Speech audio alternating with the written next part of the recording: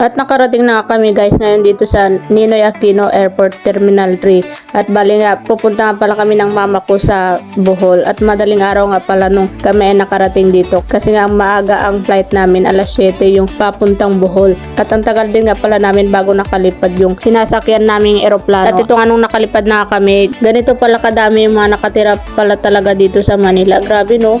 Pagkadami talaga, makikita mo siksikan talaga. Wala na kami sa Manila nito eh. Iwan ko sang lugar na ito banda. Kasi ina-announce naman nila kung saan na kami banda eh. Kasi ano, grabe ang ulap niyan. Hindi ko to first time na sumakay ng eroplano kasi ngayon lang ako nakasakay ng eroplano na araw, na umaga. Kasi yung nakaraan na sumakay ako gabi kasi pag nakakasakay ako ng eroplano. At part na pala ng Bisaya ito guys. At ito nga nakarating na pala kami dito sa airport ng Bohol, dito sa Tagbilaran ito guys. At ito nga papunta na kami doon sa bayan kung saan nakatira yung mga kapatid ng mama ko. O syempre kung saan din dati nakatira ang mama ko, yung kanyang pinagmulan, o diba? At ito nga guys, nung pagdating nga namin, pinagpahinga lang muna nila kami kasi magtatanghalian na rin nung time na dumating kami dyan. At inihintay na nga lang din yung lechon. At ayan na guys, nung dumating na ang lechon, ayan, sige na ang kainan namin. At piyesta nga pala dito sa bayan nila nung time na dumating kami. Ito nga palang bayan na sinasabi ko, Loon. At kinabukasan nga pala guys, ay namasyal nga pala kami. Punta kami doon sa mismong bayan ng nitong Loon. At ayun nga, pinasyal kami dito ng tita ko at nag-ikot-ikot nga kami. At grabe nga guys, ang dami ng tao dito. Gawa nga ng syempre nga, diba, piyesta. At grabe nga yun, namamangha ako doon sa tricycle nila, no. Grabe, pang maramihan din talaga yung makakarga niyang mga pasahero. At pagkatapos na pala namin namasyal, bago kami umuwi, dumaan nga muna pala kami doon sa bahay ng dating kaklase ng tita ko dahil nga kukunin niya yung damit ng t-shirt ng alumni nila. At ito nga, naglalakad nga pala kami gabi na yan galing sa bahay nila tita ko at lilipat lang kami ng pagtutulugan namin. At ito nga, kinaumagahan na masyal ulit kami kasi mag-outing kami. Dito lang malapit din sa kanila, sa kabilang barangay lang din. Public beach nga pala siya. At nag-tricycle na pala kami. Tapos yung iba rin namin kasama, nag-tricycle na din sila. Sumunod na rin sila. Pero nauna lang kami habang inasikaso pa nila yung mga ibang mga pagkain, ganyan. Nauna na kami para makahanap na rin kami ng mga cottage namin. At saka para daw ma-enjoy ko daw yung pagligo ko daw dito sa beach nila. At na-enjoy ko rin naman talaga ang pagligo ko dito sa dagat. At tamang-tama pagdating namin, iilan pa lang ang mga tao dito. At nauna na nga kami naligo para mas masulit din namin. At ang isa sa maganda sa pagpunta namin dito sa swimming, hindi siya low tide. Ang ganda niya guys. At maghapon nga pala kami dito sa beach. Kaya nasulit ko rin talaga yung pagligo ko dito. At ang dami nga palang colors dito. Pagdating nga namin pala ng bahay, ayun, pumunta ulit kami ni mama ko doon sa bayan. At ito nga, pinunta namin yung kaibigan niya, yung kaklase niya nung high school.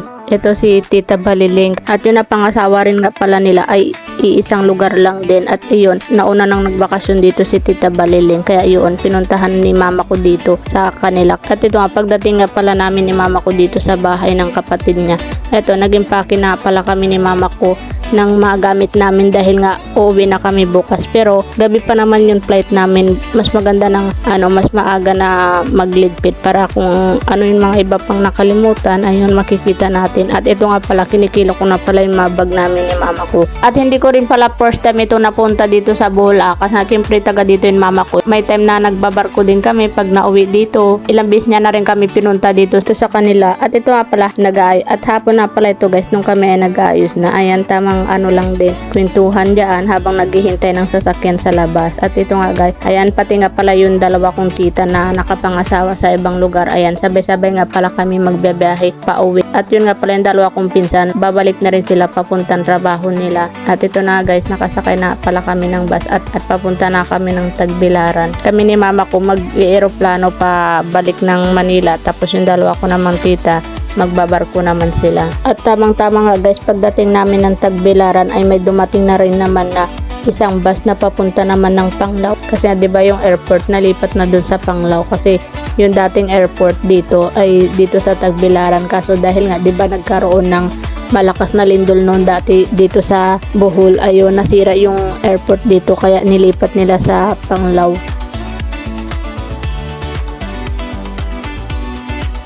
At ito pala guys, may nakasakayan kami dito sa bus na dalawang babae na naglalaban, Marcos versus Duterte. Tawang-tawa yung maiba namin kasama dito sa bus. At pagdating nga namin guys sa airport, andun katabi pa rin namin yung nakaitim kanina na babae. Tapos nung pagsakay namin sa aeroplano, ayun, andun din siya. magkakasama kami. Hanggang sa may upuan, magkakatabi kami. Ayun, nag-explain siya, ganito, ganyan, sabi niya ganon. At dahil nga alas 10 pa ang flight namin ni mama, ito, nag-idlip lang muna kami dito sa upuan habang hinihintay pa yung flight namin. At ang dami rin talagang pasahero ngayon dito, lalo na't gabi. At nakita ko nga guys, kami ang last na magbiyahe. Ayan o, yung nasa pinakababa. At ito nga guys, syempre dahil priority tayo, ayun, nauna na tayong doon sa pila at mauna rin tayong makakasakay sa eroplano. At hanggang dito na nga lang pala, at salamat nga rin pala sa inyong panonood. God bless!